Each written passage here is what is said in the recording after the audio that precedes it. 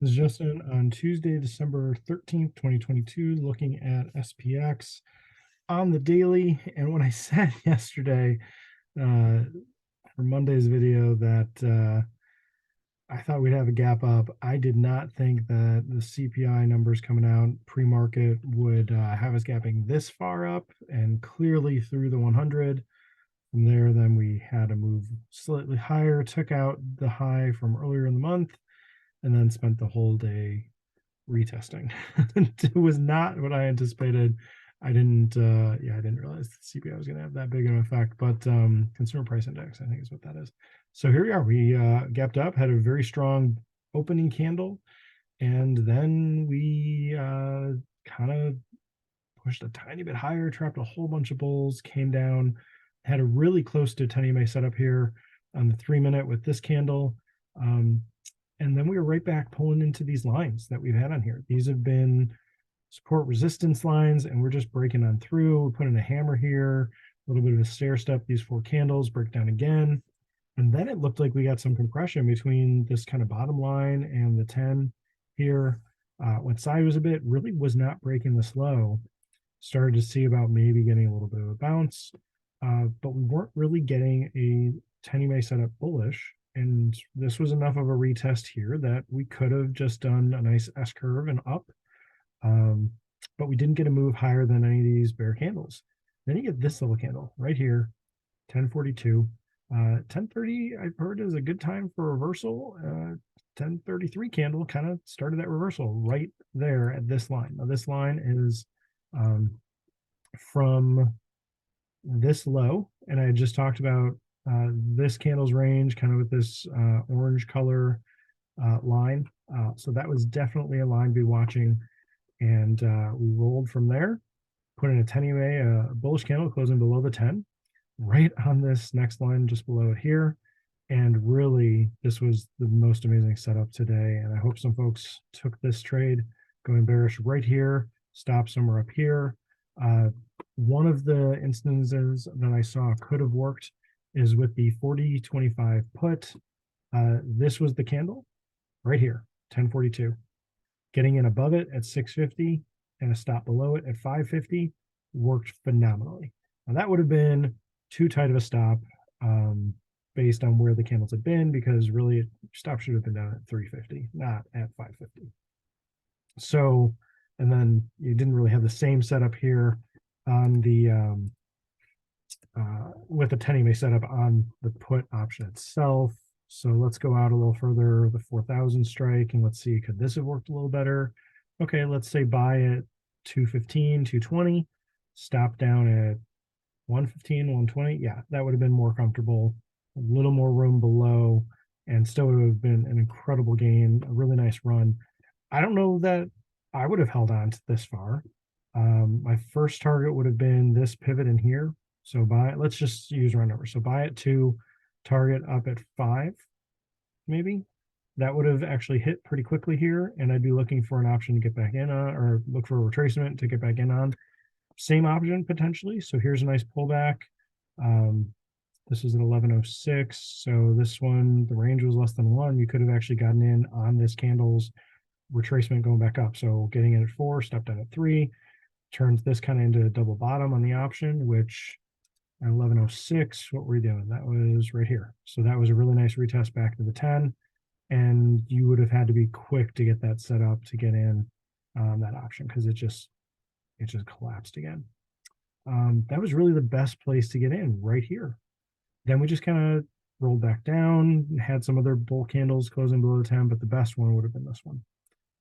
If you tried for any of these, you would have to have either gotten that signal like this, but this wasn't a bull candle, this was a bear candle. So you need to move past this candle at 1103. So let's go back over here.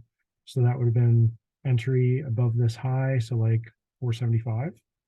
And your stop would have to be below this low at least, about 3. So that would have been more than $100 risk. You could use some of the house money that you got from the move over here if you had made that move. Or you're looking at an option further away. So that's another way to do it. But looking back, that was the best setup. Really just everything lined up great right here. So You had this kind of a move with a double top here. That just kind of collapsed back down. Get a little bit of a stair step here, right back into the 10. That broke down. You didn't really get a bull candle until this one, and then this one. That would have triggered here, but didn't continue lower. Then you're putting in this kind of just sideways action here, and it's looking like maybe it could get a bounce going. Doesn't do that. And then you get another setup to go bearish right here. And so that was the best setup I saw today. Let's see, was this even tweezer bottoms? That would make it even better. The low of these candles was about 42 cents apart. So yeah, pretty much a tweezer bottom right here as well. I always look for how much can we retest into something like that, giving us another entry with options. So like here was this low, we never got back up to that price here. Got about the same price here. So that and that were about the same level. So you could have actually, again, it just needs to be in your rules, what you're going to follow for your plan, your strategy, that you can take a retest on something like this, that plays out the same thing earlier, but the challenge is the option's not going to be the same price. So we were just looking at this right here at 1106. You could have gotten in that option, buying at 4, stop at 3. Let's go see what it was at 145. So here's the first one, getting in at 4, stop at 3. And then over here at 145, this would have been a great entry. Buy at $1 and stop at 0, absolute 0 play. And that would have moved up, easily retraced back up to 5, 6, 7. Any of those would have worked as targets. That would have been a great trade right there. Buying based on the same place on the chart, but not the same option price. But still a great setup nonetheless. Just needs to be in your plan that, okay, you can take that. Oh man, look at all these bull candles in a row. I was just begging to be shorted right there. Previous resistance, another place for potential resistance. And if it didn't work, it's an absolute 0. Maybe it rolls over and you can make something back out of that by the end of the day. You've got, hour and 15-ish minutes left in the day. That would have been a really great way to play that move. But I mean, the whole move played out right here. It was about half an hour, or less than that. In about 20 minutes, yeah, could have made multiple R's with any sort of target in there, reasonably placed to be in some of the recent pivots or recent upper wicks, that kind of thing. Any of those would have been great targets. I think only one is if you tried to aim for 8, it didn't quite get there, but you still had some opportunities to get out, trail up your stop relatively quickly. And even if you had waited till this bigger pullback, you're still out for a gain. If you bought at 1, you're out at 2, that's still a gain. So number of great places to be playing this bearish today. And the way to go was bearish because of how far it gapped up, and it was a bullish retest gap. So where do we go from here? Well, we're still kind of going sideways. We are out of this compression somewhat. Like we got above the 200 again, which we haven't done that since we were over here. So I'm still curious, could we get back up into this range any more of the rest of the month here?